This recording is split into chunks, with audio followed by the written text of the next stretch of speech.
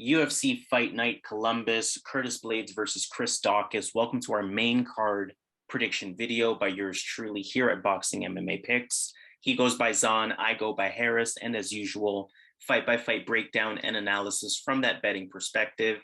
Here to let you know which fights are worth the value, which fights to avoid, which underdog has the best shot at winning, and some parlay action towards the end of the video as well. Make sure you subscribe to the channel, make sure you hit the thumbs up, and most importantly, we want to hear from you in the comments. If you haven't checked out our prelim card video already, please make sure you go ahead and do that.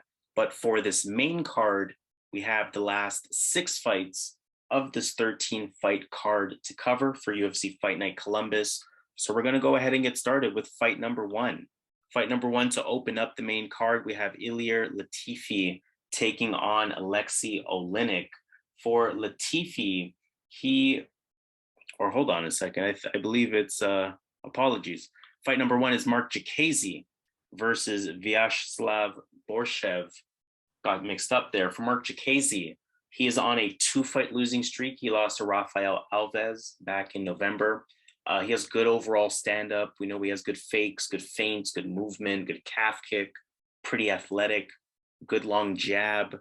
He's going to have a 4-inch reach advantage in this fight. He can switch stance. He has solid hands, solid 2-punch combinations specifically, and a pretty solid overall kickboxer. He can be taken down. He only has 62% takedown defense.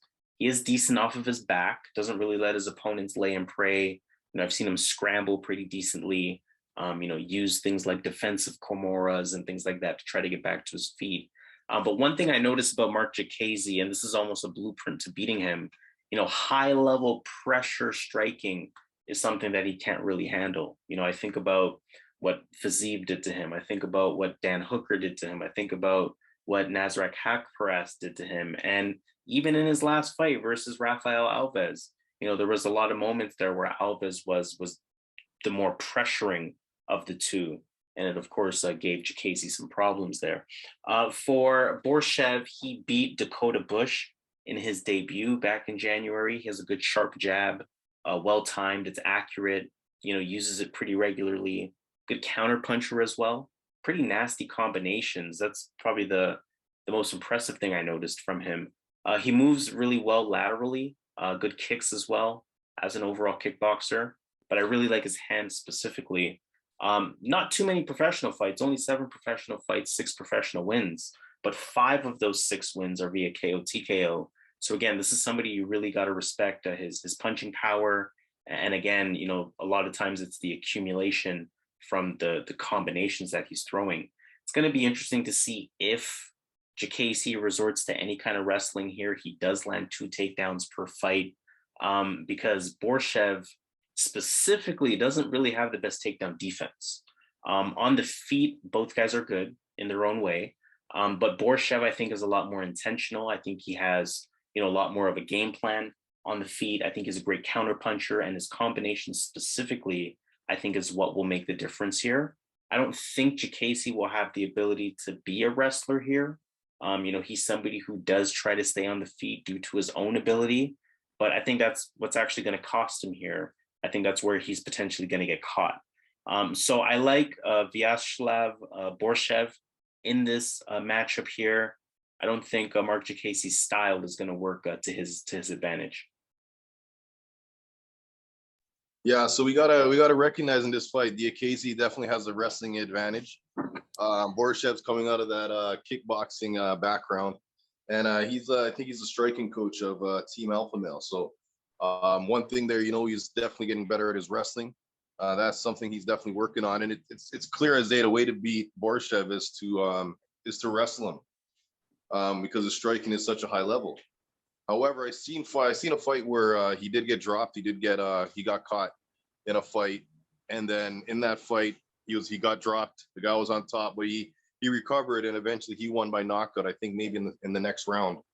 But that was a fight that should have been routine, and then he got caught in that fight. So if that low-level fighter can catch Borshchev, Marc Diakiese definitely will have the opportunity as well. Diakiese's back's to the wall, so he definitely needs a win. He's the more well-rounded guy. So for me, this is a hard fight. But his chin, I can't back a guy that got the way he got knocked out in his last fight, and then he's going in there fighting this heavy-handed striker who is a more accurate striker. I don't think it's going to look good for Diakiese here. And again, this Borshchev is going to be defending some of these takedowns. I don't think Diakiese is going to commit to a 3-round wrestling fight. All Borshchev needs is 2 minutes, right, to get that damage done. So I'm going to go Borshchev because that chin on Diakiese is questionable, and Borshchev is a headhunter. So I'm going to go Borshchev here to get it done. Fight number 2. Now at this point, we have Ilir Latifi taking on Aleksei Oleinik. For Oleinik, 44-year-old fighter. He's on a 3-fight losing streak. You got to think he's on his way out at this point. He is a bit small for the division. He fights at about 225 to 235. We see he weighed in at 228 for his last fight. Kind of awkward in the stand-up, kind of just walks forward, kind of zombie style, willing to brawl. Definitely has some pop, especially in those looping hooks. He does telegraph a big overhand right hand, which if it connects, it can definitely do some damage. He can put some combinations together though, with some good accuracy. Over 2 takedowns a fight, 46% accuracy. Ultimately, he's going to try to punch his way into a clinch. That's sort of the style that you're going to expect from him. We know he has a lot of grappling accolades. We know he's a really good grappler. 59 professional wins, 48 of them specifically are via submission. We know he's kind of the Ezekiel choke king, for as many Ezekiel chokes as he has on his resume. Again, despite his takedown numbers, I don't necessarily think he's the best wrestler. Taking on Ilir Latifi, who definitely will be the better wrestler in this fight. He had a split decision win over Tanner Boser back in June. We know he's shorter and stockier for the division, only coming in at 5'10". Former Swedish national team wrestler. So that's where his strength is going to be. That's where he's going to find his advantages. He's also trained a lot with Daniel Cormier. So, that kind of speaks for itself in terms of wrestling prowess. His takedown numbers, 14 UFC fights, 2 takedowns per fight. On the feet, not really the most active striker, but he has power, has a sharp calf kick, will stand switch a lot. He'll sometimes eat shots in favor of landing the clinch and pushing you up against the cage as well. I'm not really expecting much activity on the feet from either fighter. But at the same time, and unsurprisingly in the heavyweight division, either guy can knock out the other. I feel Latifi is the stronger wrestler here, but of course Oleinik's grappling is better. I think that'll lead to Latifi avoiding the danger on the ground in terms of submission threats.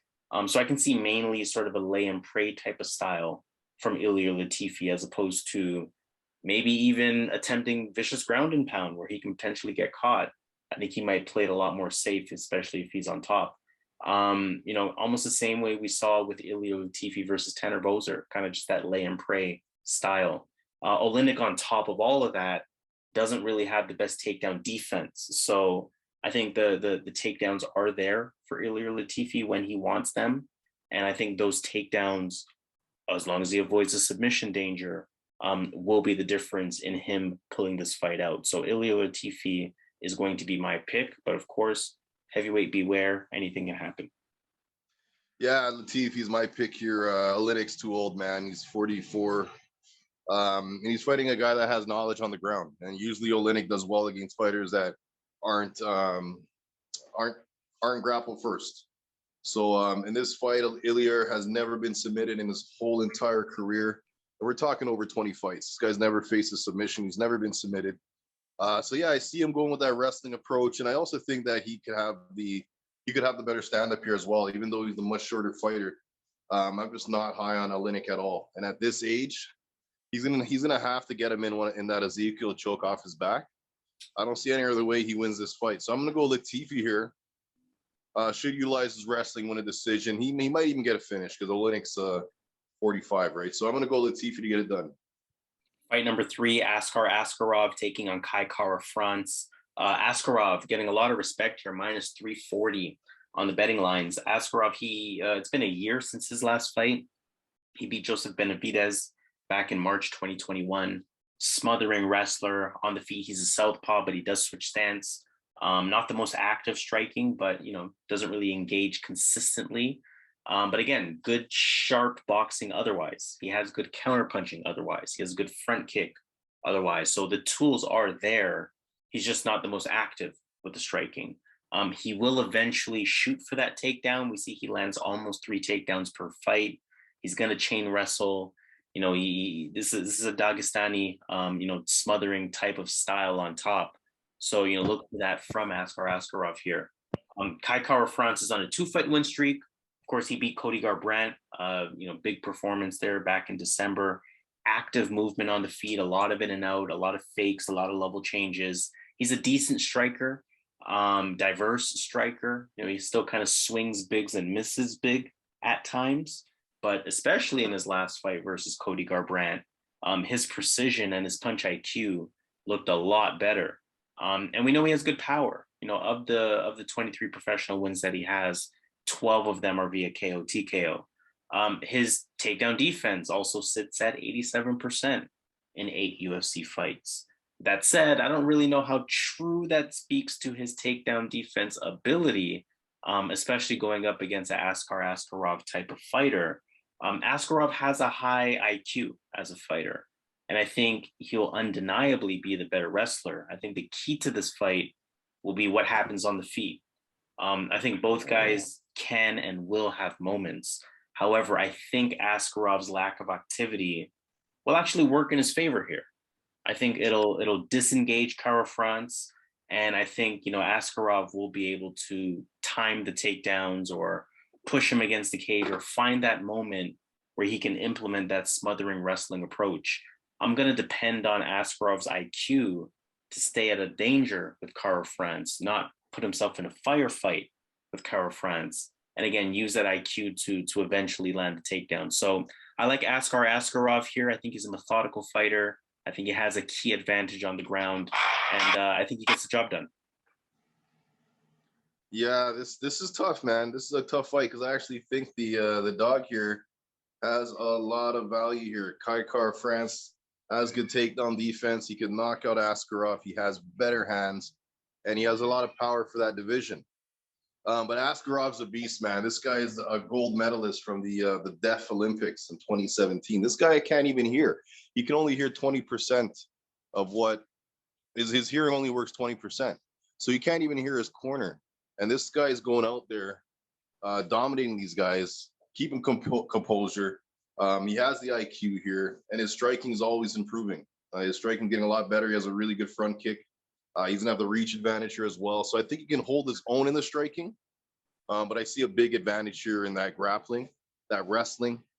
And I know he's gonna get some takedowns here. So I'm gonna go with Askarov, kind of ride out a 3-round decision here with his wrestling. Fight number 4, Matt Brown versus Bryan Barberena. If you're wondering why it's this deep on the main card, Matt Brown is from Ohio, so getting the hometown love there. He beat Diego Lima back in June. Still has legitimate power at 41 years old. Especially considering how he won his last fight versus Diego Lima. Look for him to control center. Look for him to put pressure on you more times than not. He's a brawler. I think he's actually introduced as a brawler as well. He's going to want to close distance and engage ultimately. Naturally, he leaves himself pretty open defensively. His hands stay down, kind of goes for broke at times. And, although he loves to stay on the feet, he does have the ability to wrestle. He does land, 1.5 takedowns per fight. He does land at that 44% accuracy. So, you're looking at a veteran who can do a little bit of everything. He's not completely a one-dimensional fighter. He's taking on Bryan Barberena, who kind of is a one-dimensional fighter. He beat Darian Weeks in December. He's introduced as a striker. He's a southpaw. You're going to see a lot of in and out movement, a lot of fake jabs, look to set up that big left hand. More toughness than skill in my eyes. I wouldn't really call him a high-level striker. Suspect takedown defense. So again, I can see Matt Brown taking advantage of that. Overall, I would just, stay away from this fight completely. It's a pick 'em. In some ways, I don't even really want to make a pick. 2 fighters I definitely wouldn't bet on in any sort of normal instances. So, in these situations, I got to kind of ask myself, who's the smarter pick? Like I said, Matt Brown is from Ohio, so that hometown could work in his favor. Wouldn't be surprised to hear this is his last fight, especially with him fighting at home. Also has that ability to resort to the takedowns, whereas Barberena is one-dimensional, whereas Barberena has suspect takedown defense. I can see Matt Brown, of course, having that veteran IQ to resort to that. And Matt Brown also has that sort of toughness that is one of Barberena's main strengths. Matt Brown matches that. So, you know, there's more reasons to like Matt Brown in this matchup here. Despite him being in his 40s, I still like him here to beat Bryan Barberena. So Matt Brown is going to be my pick. Yeah, so it's a tough fight here because Matt Brown's another old guy. But when you look at, let's talk about Matt Brown's takedowns for a little second here. So he took down Carlos Condit once. He took him down, but that's Condit, who has bad takedown defense. He also took down Tim Means, another guy that's really takedownable. And then he also took down, I'll give him this one, Robbie Lawler. He took him down twice back in 2014. He took down Eric Silva, a jiu-jitsu fighter. Striker.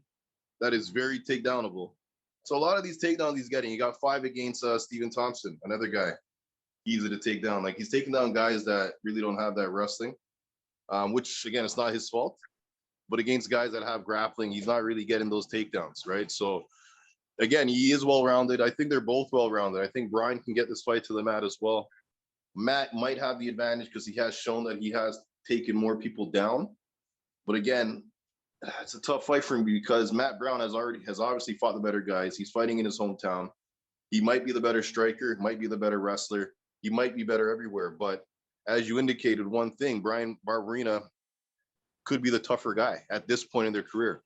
He could be the guy that can go 3 rounds in a war and be the last man standing, right? So it's a hard fight, but I'm going to go with Bryan Barberena. His last fight against Weeks, he's shown, I know Weeks was a newcomer in the UFC, but that was a guy that has a lot of potential in Weeks, and he took Weeks' wrestling, and then he just kind of put on a pace, and he kept that pace up for 3 rounds. Really good leg kicks in that fight, really good IQ in that fight. So I like him in this spot here, only because Matt Brown is getting a bit too old. But again, if this is close, I can see the judges going Matt Brown's way. But I think Bryan Barberena at this point has more left. So I'm going to go Bryan to get it done in a close fight. Let's move on to our co-main event. We have Joanne Wood versus Aleksei Grasso. I won't spend too much time on this fight. Joanne Wood, she's on a 2-fight losing streak. She lost to Tyler Santos in November. She has that Muay Thai kickboxing style. Good Thai clinch to go along with it. She does strike first often. She does strike in combinations often. But her approach is kind of leg heavy. Look for mostly kicks from her. She's more of a technical point fighter at times. Again, push kicks, spinning kicks, things like that, spinning back fist. She does mix it up pretty well. For Aleksei Grasso, it's been over a year since she last fought. She beat Maycee Barber February 2021. She's a boxer, really clean boxing, really accurate boxing. She has a good jab, controlled pace. She can switch stand. She has a decent calf kick as well. So not completely one-dimensional with the hands. Sharp combinations, really accurate, quick hands. She picks her shots really well. I think her striking IQ is pretty high, especially with that boxing ability. Has good distance control and good striking defense as well. And if she is taken down, which is a possibility here, her guard is pretty solid. It's good defensively. She doesn't take too much damage. She looks like she has pretty good grappling. But again, Joanne Wood can resort to those takedowns. I don't think she will, though. I like Aleksei Grasso in this spot here at minus 240. I think, Wood will be able to use her kicks more, but I think Grasso will be able to close the distance. You mentioned it earlier, or it may have been on the prelim video. To be effective against these kickers, you got to close the distance. I think that's what Aleksei Grasso can be really good at in this one. I think she can effectively close the distance. I think she'll be able to effectively use her boxing technique once she's in distance. And I think she has a severe speed advantage as well in this fight. So I think she can possibly overwhelm Joanne Wood on the feet here. We've seen Joanne Wood lose to people on the feet that just have a bit more to offer. And I think Aleksei Grasso is one of those people. So I'm going with Aleksei Grasso here. Yeah, Grasso's too smooth, man. Joanne Wood is obviously has that wrestling that I think she can get some takedowns in that first round. But this is the type of fight I have a feeling if she does get those takedowns in the first round, I see them getting more harder as the fight goes on, second, third round. I don't think the takedowns will be there. And Grasso, she's a sharp striker, and she's actually getting much better. I wonder who she's actually training with, because I'm seeing a lot of improvements in her striking match to match. And I see her looking better in this fight. I see her coming out, showing the improvements with her striking with her hands. And I think she wins the decision here against Joanne Wood. All right, let's move on to our main event. In that case, we have Curtis Blaydes versus Chris Daukaus. We know Chris Daukaus is going to be the hometown fighter in this one. He lost to Derek Lewis. That was back in December. We know he has good power. 10 of his 12 wins are via KO, TKO. Always interesting to note his size, especially since he's a smaller heavyweight. He fights around 230 to 240. Going to be interesting to see what he does for this one. Solid hands, good hand speed for the division, very accurate with his punches, pretty technically sound as well. And again, has that power that you have to respect.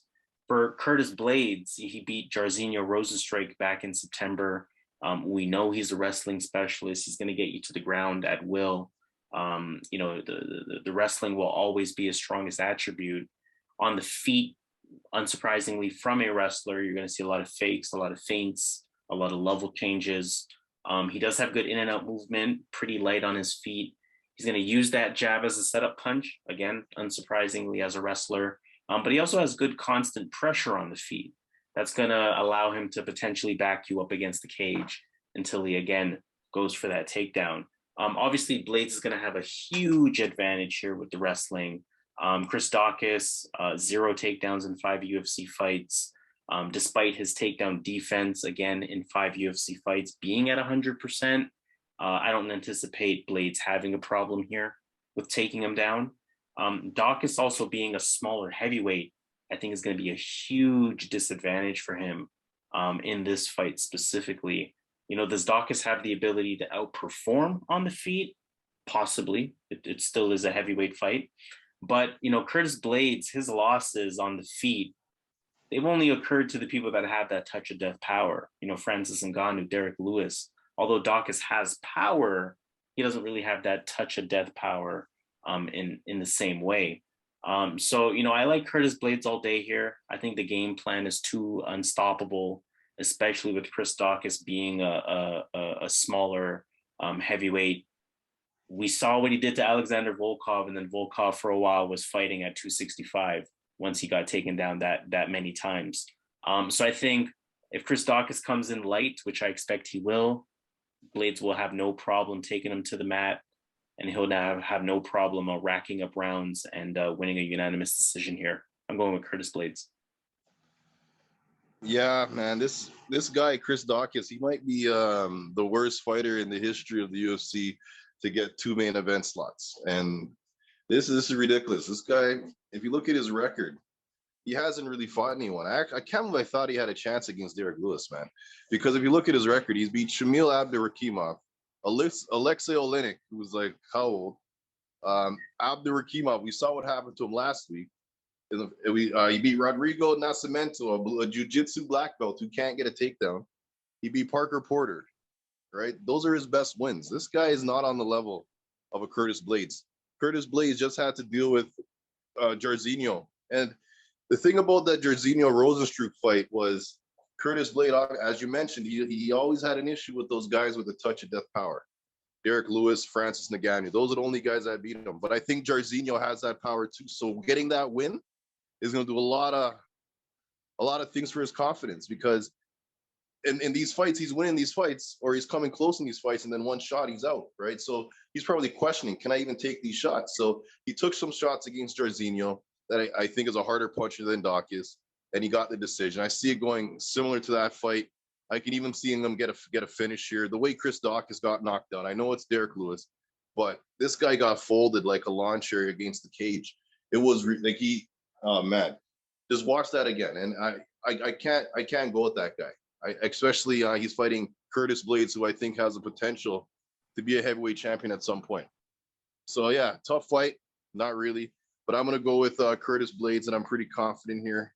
I think this is a safe parlay piece across the board, even though they're heavyweights. I think this is soft competition for Curtis Blaydes. I think it should be what's the 1 point? What's the odds? Right now it's at about a 1.25, give or take. Minus What's the American odds? What are they? Minus 380. Or let's see. This should be like minus 900, man. I'm telling you, man. Like, this guy's gonna crush Daukaus. So yeah, I'm gonna go Curtis Blaydes to get it done. So let's take it to Vegas while we're here. Now, before I get to parlay pieces, which you mentioned, Curtis Blaydes being one, let's talk about Underdog. Which Underdog you think maybe has the best shot at winning? I'm going Bryan Barberena, man. Bryan Barberena, that is a pick'em, so we'll definitely count that. Minus 110 on each side. You can even argue Brown should be a slight favorite based on being the hometown hero there. So definitely give you credit on that one. And like you on the prelim, I don't really have an underdog here. I guess I can technically say Matt Brown since he's on the other side of that pick'em, but I don't have one, so I'm not going to force it. I'm going to leave my my underdog pick blank. In terms of favorite picks, who are you taking a look at? All right, favorite picks. We like on the main card, we like Curtis Blaydes. We like this is tough, man, because Car France is looking good, but I like Askarov. And I like man, this new guy. Oh man.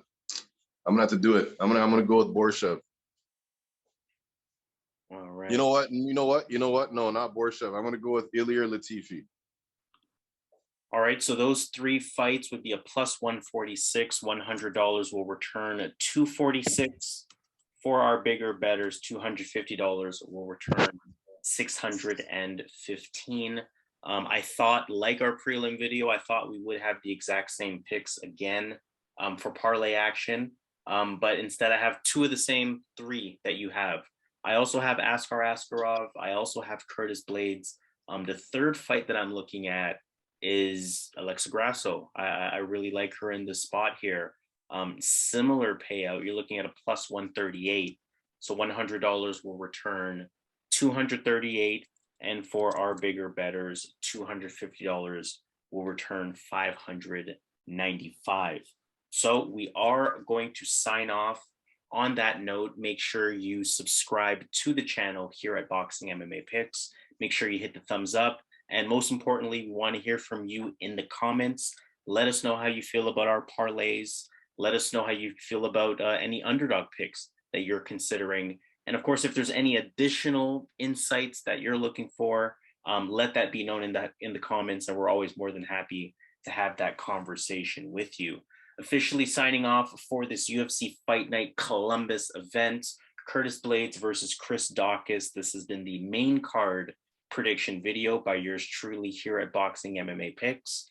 He goes by Zan, I go by Harris, and as usual, let's get this money. Let's do it.